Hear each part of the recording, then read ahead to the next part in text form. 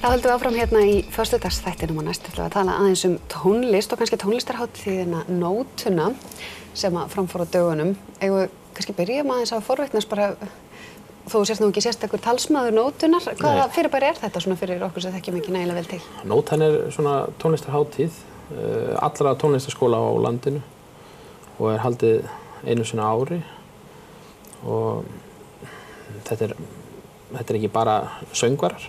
Þetta eru hljóðfæraleikarar mestmegnis og alltaf einhverjir söngvari sem slæðast inn með eða fólk sem kannski syngur og spilar sem var kannski tilfelli hjá okkur í ár líka. Þannig að þarna, hvernig gengur þetta fyrir sig? Koma fullt af tónlistaratriðum? Já, það eru svæðiskeppnir og þeir sem að vinna sínar svæðiskeppnir eða eru valdir úr, þeir fá að fara í stóru keppnina sem í Hörpunni í Reykjavík í stóra salnum. Já. Og þar síðan koma þá úrslitaatriðin? Já, þar koma úrslitaatriðin og í raun og veru keppa svona, eins og ég sögðu það nú allir hálfgerðir sigurvegarar í þessari keppni. Þannig, þetta er ekki þannig, þetta er svona meira til skemmtunar kannski, en samt líka að veluna þá sem að vel hafa gert. Þá nemendur sem að skara kannski fram úr í sínum skóla. Og þessi keppni var núna, var það ekki í apríl? Jú, þessi keppni var núna síðasta sunnudag og sunnudaginn var og það var gríðarlega mikið að þetta skipta þessu niður, það svo margir í þessu að þetta skipta þessu í raun og niður og svo verðlaun eftir hvaða stigið þú ert í. Það eru gefin sérverðlaun fyrir þá sem eru á grunnnámi, sér fyrir þá sem eru á miðnámi og svo framhaldsnemar og svo í ár var fyrsta skipti sem voru sérstök verðlaun gefin. Já, nákvæmlega. Og ef við tölum aðeins tónlistarskólann á Akureyri, því við erum nú hér, hvernig við sendum 2 fulltrúa ef ég man rétt? Já, það var sem sagt hann Birkir Blær Óðinsson og hann var með lag þar sem hann söng og spilaði á gítar og hann var valinn hérna úr og vann svo líka sinn hóp í Nótunni fyrir sunnan. Það var virkilega flott hjá honum. Ungur drengur. Já. Reyndum að fá hann. Já. Það þarf að bóka tíma. Já, það þarf að bóka tíma svona hjá ungum mönnum. Og svo fórst þú sjálfur? Ég fór sjálfur og með það í huga að það voru sérstök verðlaun í ár. Það átti að heiðra minningu Pavarottis sem hefði orðið 8 á þessu ári og ítalska sendiráðið í Noregi þeir flugu hérna inn og til að veita þessi Pavarotti verðlaun sem var svona það sem að ég hafði nú mikinn áhuga á. Já, og ekki bara áhuga á heldur, bara fékkst. Já, svo endaði með ég fékk þau og það var bara mjög ánægilegt. Hlýtur að vera meira en ánægilegt. Var þetta ekki alveg tókst ekki slætið á njánum eða? Það hvarflaði að mér. Já. Það hvarflaði að mér. En jú, þetta var virkilega gaman. Þú hefur vakið mikla athygli og ég veit að þeir sem að þekkja vel til þeir binda mikla vonir við þig í söngheiminum. Já. Ég held að sé alveg óhætt að segja það. Maður finnur fyrir smá pressu. Já. Núna. Mikael Jón, kennarinn minn, og Daniel Þorsteins hafa alltaf haft líka svona mikla hvatningu og það hefur náttúrulega hjálpað mjög mikið og það mikill metnaður. Það er ekkert verið að gera neitt í hálfkáki. Það var allt lagt út með að gera hlutina almennilega og þeir eru með svona sitt hvora aðkomuna í sinni kennslu að þessu en sem virkar bæði frábærlega. En hvert stefnurðu? Hvar brennurðu núna? Hvernig sérðu fyrir þér næstu skref í tónlistarlífinu þínu? Já, það er ómögulegt að segja.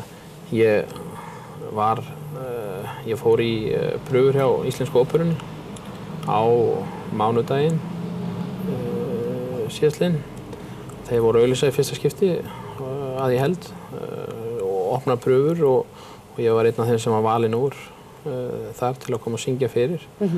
Og það var virkilega spennandi. Ég veit ekkert hvað þeir eru með í gangi en gaman að vera með svo sem. Svo er mögulega, það er einhverjir tónleikar framöndan og mögulega einn Ítalíuferð. Já, þetta er svolítið svona, þetta er ekki beint svona skipulegu 9 til 5 vinna að syngja Nei, þetta er aðeins flóknara en það. Það er mikið púsluspil oft í þessu. En hvernig að fara samt í pröfu? Þú ert búin að vera að læra lengi og í framhaldsnámi og færð verðlaun fyrir árangurinn sem er náttúrulega gríðarlega aðdáunarvert og fara svo að mæta fyrir, þetta eins og í bara X-faktornum með Idolinu bara? Þetta er ekki ósvipað. Nema það er ekkert sagt við mann. Ekkert sagt við mann? Nei, maður í raun og veru sko ekki þegar þú kemur á sviðið. Maður bara býður góðan daginn og á að kynna sig og svona. Þetta var með kennt þegar ég fór á viku námskeið hjá Næop óperunni sem að þeir voru með masterclass í 1 viku í Reykjavík núna fyrir nokkrum mánuðum og þar var ég þjálfun hjá Lenore Rosenberg úr Metropolitan óperunni og það voru fólk úr nokkrum óperuhúsum í heiminum og þeir einmitt voru að kenna þetta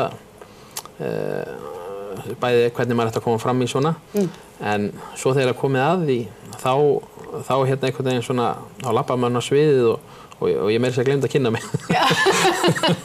þannig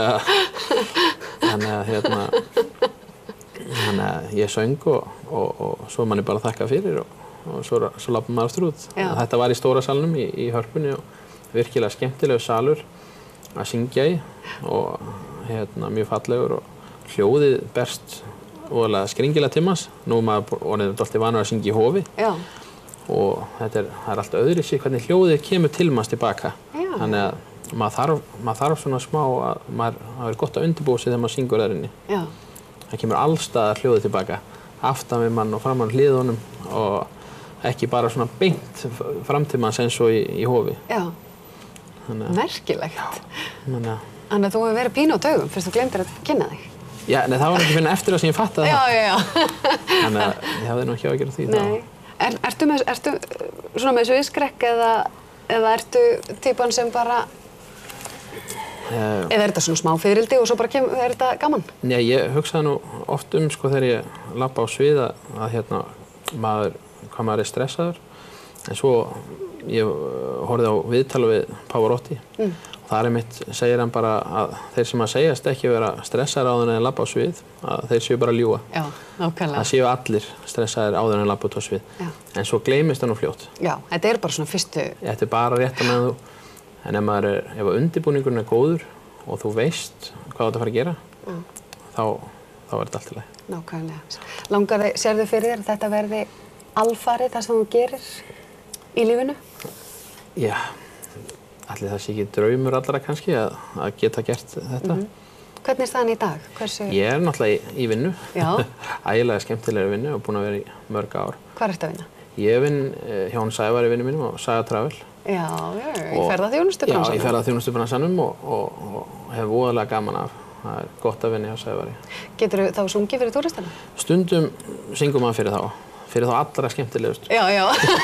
Þá oft er gripið í lag og ég hef meira segja þegar það hafa verið mjög skemmtilegir hópar og ef það hefur kannski verið senkun eða eitthvað sem að fólk svona hefur verið óanægt með, ég lenti nú í því með einn hópa, það var mikið senkun upp eftir rútunni sko og þeir voru orðnir svona pínu pirraðir, þetta voru New York búar og ég hugsaði með mér, heyrðu, ég redda nú einhverju fyrir þau svona til að ég náði nú alveg, ég fór með þau mataferð sem er nú uppáhaldsferðin mín, fjörðin, mataferð fjörðin og svo var ég búinn að skipuleggja sem sagt að Mikael Clark tók við okkur þegar við komum tilbaka sem var ekki hluti af ferðinni í hofi og ég sagði þeim bara ég ætlaði að sýna þeim bara óperuhúsið okkar og fannst nú frábært að vera með óperuhús í 18 manna bæ og við förum inn í sal og þau teikt hvað er í gangi og ég býð þeim bara sæti og svo bara byrjum við stutta tónleika. En æðislegt.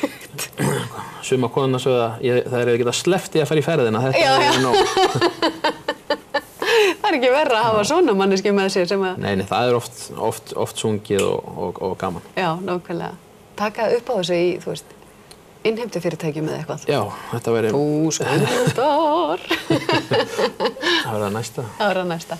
En það er bara framöndan hjá þér eru tónleikar, til dæmis á Dalvík. Já, við erum með söngóperun okkar, er með Arctic Opera, er með tónleika í Bergi á Dalvík, núna 20. og 2. klukkan 8 kvöldið og það verður mikilvæg stemningu lofað af þetta. Það verður skemmtilegt, þetta verður svona létt spjall og tónleikar. Og svo eru svona stóru tónleikarnir okkar 16. júní. Mér minnir að ég sé nú ekki að fara vitlaust með að 16. júní eru stóru tónleikarnir okkar í Hofi sem verður ítalska sendiráðið verður þar og það verður ítalskt þema, það verður ítalsku matur og bara ítalskar aríur. Það hljómar eins og þetta sé sérsniðið, klæðskerasniðið fyrir þig. Já, ég hugsa að verði það. Já, yndislegt að fá þig, það verður gaman að fylgjast með þér í framtíðinu og ég vona þér eftir að farnast sem allra best og við höfum eftir að sjá þig bara halda áfram að njóta þín í þessu. Já, takk fyrir það, Ellin. Og við höldum áfram í föstudagsþættinum eftir augnablik.